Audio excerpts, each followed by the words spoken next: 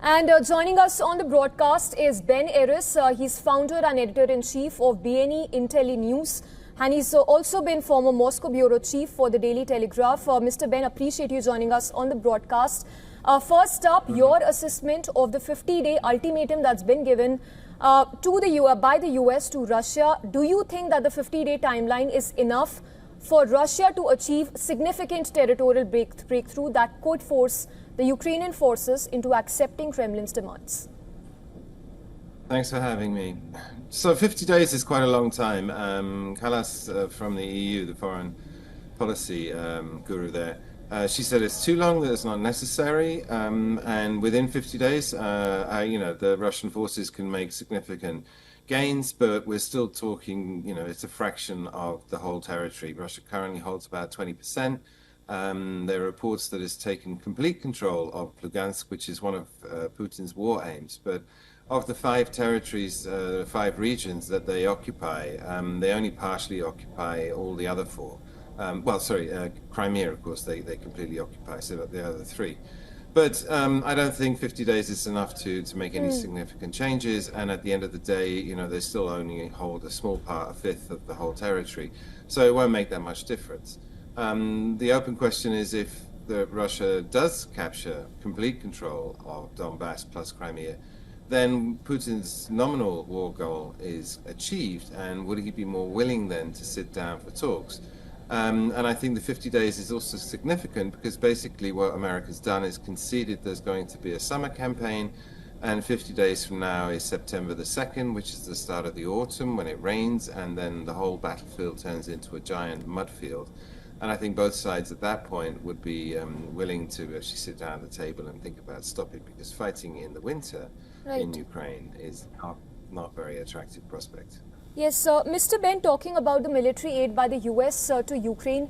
Now, several European countries say that they are willing to buy US arms for Ukraine under a scheme that's been announced by President Donald Trump. However, many say that there are several arrangements that still need to be worked out. What are those specific arrangements? Because EU chief earlier said that the US should also share the burden of arming Ukraine. Well, that's not going to happen. Trump has made it very clear that he's not going to provide any money. He said there in your report, he's not on anybody's side. And I think that's exactly his position. He just doesn't really care about this. And what he's done since he took over, he's made no new contributions, no new military packages, no sanctions at all. He's done nothing.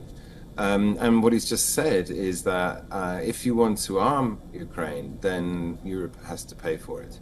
And Europe has stepped up and is going to pay for it, because he's also made it clear, if you don't pay, then you're not going to get any weapons.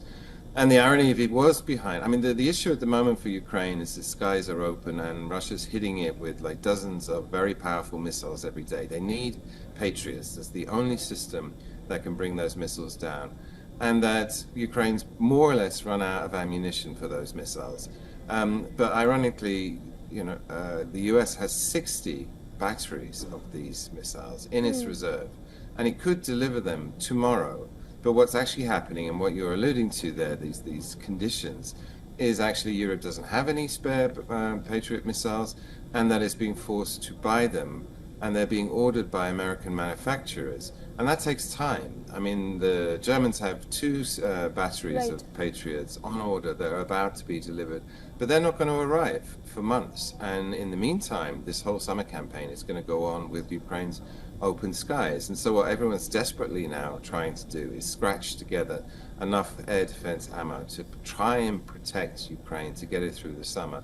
And it's going to be very difficult. There's going to be a lot of damage. Yes, Mr. Ben, appreciate you joining us on the broadcast, and point taken, of course.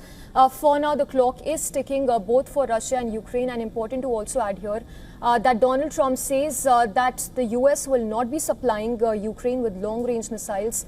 Thank you for joining us on the broadcast. My pleasure.